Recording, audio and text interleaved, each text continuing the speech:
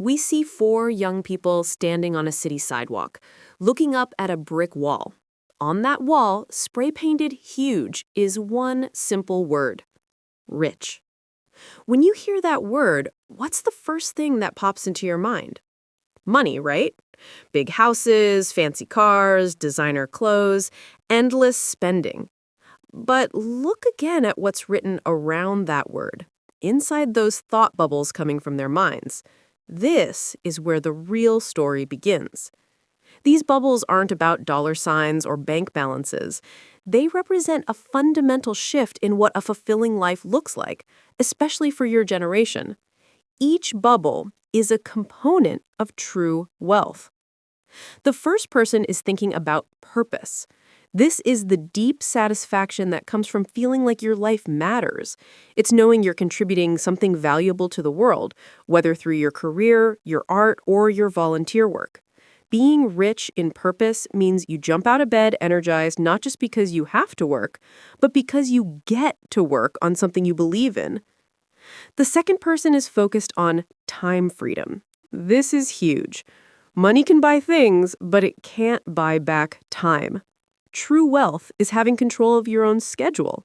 It's the ability to decide when you work, where you work, and most importantly, when you stop working to be with family, travel, or pursue a passion. This freedom is the currency that allows you to truly enjoy your life.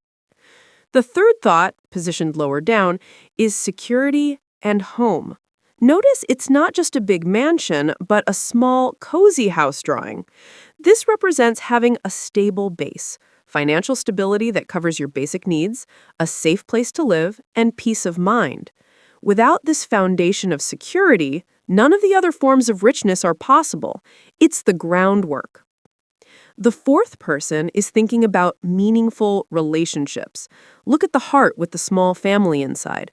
You can be the wealthiest person in the world, but if you have no one to share your life with, no one to laugh with, and no one who truly knows and loves you, you are profoundly poor. Rich relationships with friends, family, and partners are the biggest determinants of long-term happiness.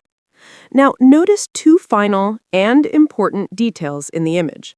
First, the girl on the far right has a little question mark floating near her head. This suggests she's still figuring it out. Maybe she's been chasing the traditional idea of money and is now wondering, is that really it? What am I actually working for?